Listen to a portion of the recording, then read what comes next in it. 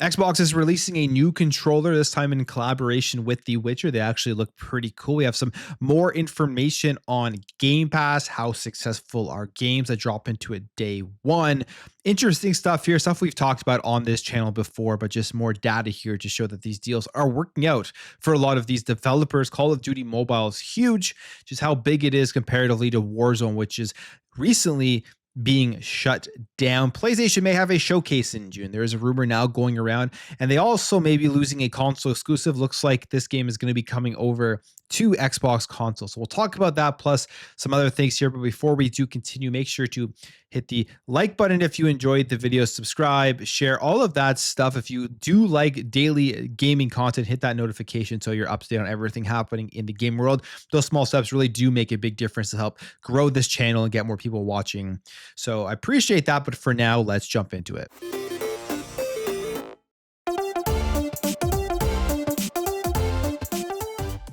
Yes, we know Xbox has a lot of controllers and they aren't stopping, and they're not stopping because these things sell, especially these special edition ones. I'm sure they make a good amount of money off of every unit sold, and they make some really cool controllers. So I'm okay with them continuously making controllers, especially now as that games output has been phenomenal. So I don't think too many people are complaining about and saying things like all Xbox does is make controllers, but they are making a new one here in collaboration here for the 10-year anniversary of The Witcher 3. Some very cool ones. I actually think these look awesome. And obviously The Witcher 3 is a phenomenal game, but they're releasing here an Elite Series 2 and then just a regular controller with some very nice artwork on it.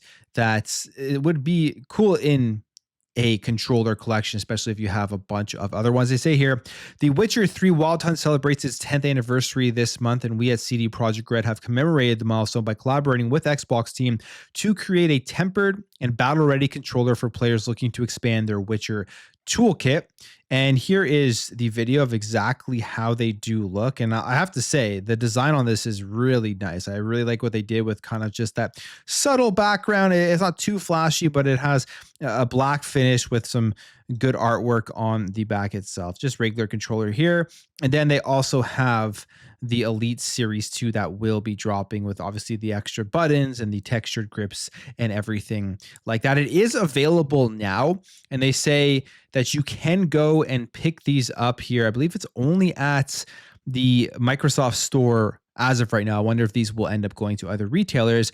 $79.99 USD for the special edition regular controller, and then $170 USD for the Elite Series 2. And they do say here, through the Microsoft Store while supplies last. I wonder if they will go fast. Who knows? But I think they're pretty cool looking controllers. And if you're a collector, this is definitely one you're going to want to get into your collection. All right, let's talk Xbox Game Pass. Day one games dropping in the service, specifically from third-party developers. We've talked about this on this channel for years now. Years ago, I was saying that these deals, although you may lose sales and stuff on the games, would help developers overall because it takes off pressure from marketing. It takes off pressure from having to make a huge amount of money back on the actual sales of these games because you're getting probably a decent deal here from Microsoft just to go out there, develop the game, and they cover a lot of the marketing as well. We heard Phil Spencer in interviews years ago say that there's multiple different deals that they do make with developers. Some of them are straight cash on the table right away. Some of them are a per unit downloads that they get paid for. So it really depends on the style of game. But one game that did drop into the service day one is Adamfall. And this game has been very successful. And Game Pass has played a role in this, even though they admit that it has cannibalized sales. They were profitable instantly, right at the launch of the game. And Game Pass actually did end up helping this along the way. This is an interview here with Adamfall developer Rebellion. They spoke here with IGN. And of course, this game launched on PC, PS4, PS5, Xbox One, Series X and S here on March 27th, 2025. But in an interview with IGN's sister site GameIndustry.biz, Rebellion boss Jason Kingsley said that Adamfall launch as a part of Game Pass has successfully avoided the risk of cannibalizing sales, saying, "What you gain from that cost is disproportionate. noting that however a game sells, Microsoft does guarantee a certain level of income to mitigate risk. And to me, this was an obvious thing. This was something that, of course, they're in these deals that these developers sign, especially for bigger games here. There has to be some sort of mitigation of loss of sales by dropping into a subscription service day one. And no one really ever talked about that. They always just said game sales were cannibalized and it was bad for the industry. But clearly, this is not the case here, as Adam Fall does admit that. They also go on here to say, additionally, launching via Game Pass ensures the title is marketed and made available to a wide audience, adding its potential for positive word of mouth to boost sales further. And I think word of mouth is probably the most important marketing you can get out of any video game. If you're seeing a bunch of stuff show up on social media, you're seeing your friends play it and they have positive things to say, the likelihood that you're going to go and jump in and play it from that type of marketing versus just seeing like a YouTube ad or something, I think is significantly higher. I don't have the stats on that. That was my assumption. But if there was an analysis, I feel like word of mouth would be at the top. They continue here to say, quoting, with Game Pass, you can get people to try it. Then as a result of those people trying it, they like it. And then they tell their mates on social media, I found this game on Game Pass. I really enjoyed it. You should have a go. And it continues here saying, and then some of them are on Game Pass and will play it, but some of them aren't on Game Pass and will also want to be part of that conversation. So they'll just go and buy it. So this is the developer here, Rebellion, speaking about the success of their game, instantly profitable day one. They're going to be making, I believe, a prequel. They talked about that as well, and sequels and everything like that. And the fact that the deal that they make to get this game on the service really does help them. And is a continuous discussion. I'm sure it's not 100% of the time that every time a game gets put onto Game Pass, it is a success and the deal helped that developer. But I would say for a lot of them, because we keep seeing these deals pop up with third-party developers, third-party games, big games as well, there has to be obviously a big positive side of Game Pass as to why they go ahead and keep making those deals. And it's Microsoft mitigating that risk. That is the major thing here. Probably also takes a lot of the pressure off of development when you know you have a guaranteed level of cash coming in, and that even if your game doesn't reach the highest of sales target, you will still be profitable and still be able to continue developing games in the future. That's probably a nicer way to develop games rather than some of the things that we've heard recently, where there's that pressure of being the top in the MPD sales. Like we heard that rumor about Marathon having to be top 5 MPD in 2025, a year where there's so much coming out and all the controversy surrounding that. I can't even imagine the difference in terms of just the anxiety and pressure between the two styles of development. But that is some more, I would say, data out there to show that these Game Pass deals are helpful and help games make money and help more people discover playing them. In fact, we have another game here coming over to Xbox Game Pass, and this one I'm very excited about because a lot of people, I think, have experienced the Space Marine series for the first time with the most recent game that just launched last year. But the first one that did come out on the Xbox 360, whereas when I first played it and I just jumped in, not really knowing too much about the series or too much about the game, and it became one of my favorite games on the Xbox 360. They're bringing it back. And it is coming day one to Xbox Game Pass, and I'm very excited about this. Warhammer 40K Space Marine Master Crafted Edition has been announced for PC, Xbox, and day one on Xbox Game Pass. And with this edition, you're getting it enhanced for the new gen, 4K resolution, so it'll look beautiful, modernized control, interface overhaul, improved character models, and remastered audio. So they're going all out. They're making this the best version, and we're all going to be able to play it on June 10th on Xbox Game Pass. Again, this is super interesting to me for a couple of reasons. One, I did not see this coming, so that's awesome that I'm going to be able to replay the first one, a game that I absolutely love. And two, to me, just like yesterday with the Xbox Retro Classics Collection app, which I jumped into and it is very cool, this seems like this would have been a pretty fun announcement to put at the showcase, which is literally just a couple of weeks away. So if they're already putting announcements out like this, I wonder, what do they have in store? What does Xbox have in store for us on June 8th when we get the showcase. Like there's probably gonna be so much stuff that we just don't know about, and that's it has me even more pumped and excited for that upcoming showcase. All right, Call of Duty Mobile is a massive moneymaker. Call of Duty Mobile Warzone is not. That's why they are shutting it down. And we have more data here that shows, I would say, the reasoning why they went ahead and made this decision.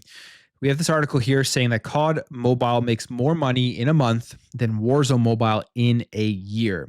So they say, for more insight into why Activision pulled the plug on Warzone Mobile, COD Mobile blew the Battle Royale out of the waters in sales. So on May 18th, they did remove it from the store. So I don't think you can go ahead and download it anymore on Android or on iOS or anything like that. And why Activision is doing this, they admitted here that it unfortunately has not met our expectations with mobile first players like it has with PC and console audiences. And here are the numbers, which is pretty insane to see. And it makes sense, at least from the business point of view, why they would end up pulling it, not wanting to support it anymore. They say Warzone Mobile generated 1.4 million in revenue within 4 days of release, which is a pretty good start. That came out in March 2024. But in terms of revenue since launch in March of 2024, Call of Duty Warzone on mobile has grossed around 17 million. And these are app magic figures, excludes Google and Apple's 30% cut. So by comparison, Call of Duty Mobile has made more than that in just the last month alone. So in a month, they make more than Warzone in an entire year. In fact, lifetime, which is nuts. This was back in July of 2023. They've passed 3 billion in lifetime revenues. So that is the reason why they're cutting it. They just don't see profitability in it. They don't see any reason to keep it going, and there's really no cost benefit ratio numbers playing out there, whatever they're using to determine this. And I wonder why, because I guess I'm not a big Warzone player or anything, but I guess it just doesn't feel as good, play as good. The audience isn't there. The style of gameplay isn't made for mobile gamers. That's what I would suspect, because I think the game ran and it was pretty cool, just like Call of Duty Mobile is, but unfortunately it did not take off. And I wonder if Xbox is looking at other games to bring to the mobile platform, as that was one of their major things they talked about when acquiring Activision Blizzard. One game that is extremely successful that was shadow dropped on us is the Oblivion Remaster. And Newzoo here did an analysis of this. We saw that it is at the top of the sales charts, it's top on the PlayStation sales charts, on top of the overall sales charts for April. And again, for a shadow dropped game, that is pretty impressive, although this is a very popular IP and a popular game. But we have here that Oblivion Remaster delivered outstanding revenue performance and is a benchmark for successful remasters, says Newzoo. In fact, the revenue movers and breakthroughs, The Elder Scrolls 4 Oblivion Remastered is number 2, delivering outstanding revenue performance following its surprise launch on April 22nd. They say, despite the absence of any formal pre-release marketing, the game's success underscores the enduring power of the IP, the quality of the remaster, and the appeal of its $50 price point, making it a benchmark for how to execute a remaster effectively. And it is absolutely that in every sense that when you look at it. When we're thinking about remasters in the future, I think this is a game that is going to be held up there as to what people want to see. Just with the big jump in graphics, gameplay, all of that from the original one, the Xbox 360, to the one that is out now. And then obviously the sales do support that. So it also proves that you don't need massive marketing campaigns for games that are popular, games that already have well-established IPs. Like, you can drop these, and if the game is made well, then it will take off and it will do well. And I think also it dropping day one to Game Pass probably did help push this forward, because you had a lot more people being able to play it right away and show it off right away, not having to think about whether they want to go out and spend $50 that day that it did drop. So lots of stuff to look at here. We're hearing that Fallout 3 is in the works. I feel like they're going to kind of have a similar approach, and I feel like that game would have very similar numbers and be a success as well. If I'm Xbox right now, I'm looking at a lot of these older Elder Scrolls games, obviously a game like New Vegas and stuff, and I'm thinking, let's get some of these remastered. Let's get these out there, and let's just do the same thing. We can save the money on the marketing, put it to Game Pass day one. It'll increase subscriptions, put it on all the other platforms. You can now start putting things on the Nintendo Switch too. And it's just an easy cash in, I would say. And for the consumer, for the gamer, the game's well done. Like the remaster is well done. So that is a win. These are older games, 360 era. These are games that deserve remasters, not games that came out for PS4, the Xbox One. You know, the upgrades aren't as great, but this one here, it did a great job. And I think that is going to be a benchmark going forward for a lot of remasters that do end up coming out. All right, 2025 right now. Ghost of Yotei is coming out for PlayStation. They have Death Stranding 2. But from their first parties, we really don't know what else there is. Death Stranding 2 obviously isn't first party, but that will be a console exclusive. And apparently there's going to now be a showcase in June. And what will the showcase be? I'm hoping that it is a big PlayStation showcase. Even if they're talking about games coming out next year, just give us a look and show us what is in the works and give us some gameplay and stuff, because we haven't had that in a while. The rumor here now is that they will be having one in June. But from what we understand, Jeff Grubb was saying he isn't sure if this is just a state of play or if this will be one of the big PlayStation showcases. Specifically, he is saying here in terms of what may be coming. He says, I haven't either, and that's because something's happening in June. It's a June thing. Now, is that going to be a big showcase? I don't think so. So he doesn't think it will be, but he's not 100% sure. He said, I said a couple of months ago that I heard they were discussing going back and forth about doing a showcase or a state of play. Sounds like they're probably settled on a state of play. I'm not 100% about that aspect of it. It's probably a state of play though, but I have heard June. And if it is a state of play, it's going to include third-party stuff. It's not going to just be all first-party PlayStation stuff. And I feel like they would go with that because they're just not confident right now to show off all of the games that they, I'm assuming, have in the works. And aside from the games as a service stuff, we know a lot of that got canceled, but from first-party single-player experiences, they must have multiple games in development at this point, and maybe they're just not ready to do that. That will probably be coming next year with a major PlayStation showcase. But a state of play could be happening. Will be a mix of games. So it's just fine. I mean, at the end of the day, as long as they show off good games in general, I'll be interested in the show itself. But when I'm watching these PlayStation shows, I'm just sitting there waiting. When will the next showcase be? When will we start seeing those big wow moments again from them from their first party games? One game that looks like it is going to be finally coming over to Xbox that was previously a PlayStation console exclusive is Stellar Blade. They did announce that more ports are in development. We know it is coming to PC. I believe that is June 11th. But they do say here in their investor report, they confirm more ports of the original Stellar Blade are in development, confirming the game is probably coming to Xbox consoles and even possibly the Nintendo Switch too. I absolutely think this will happen at some point. I mean, why not? Once that exclusivity deal is over, you want to make more money. You want to get your game out to more platforms. The Switch 2 is launching. That will be a perfect place for it. The Xbox. People will go out there and buy it on that too. So I see this game happening, and they talk about that in their recent financial reports. And finally, the DLC here for Assassin's Creed Shadows, Claws of Awaji. It now looks like they are targeting a September release. They say here that Insider Gaming has learned that Assassin's Creed Shadows Claws of Awaji, the game's first DLC release, is currently targeting September 2025. And they say this is according to sources familiar with the continued development of Assassin's Creed Shadows, who say that pushback of Ubisoft's major IPs hasn't affected the development pipeline of Shadows. And yeah, they don't want that to be affected because this game has done well for them commercially. So they just got to keep up the momentum with that one. They say that being said, it was mentioned that the DLC could be pushed back to October, which will depend on Ubisoft's release strategy for its upcoming DLC and game releases. They also mentioned that officially it's set to contain around 10 hours of additional content. And in addition to that, they could also be working on an upcoming co-op mode, codenamed League, which is in development and could be coming out next year. So, I mean, I'm looking forward to it. Assassin's Creed Shadows is a great game. And I usually play all the DLCs for all the other AC games, so I will end up playing this one. But I'll end the video there, guys. If you did enjoy this video, make sure to hit that thumbs up. If you are new here, hit that subscribe, and I will catch you guys in the next video.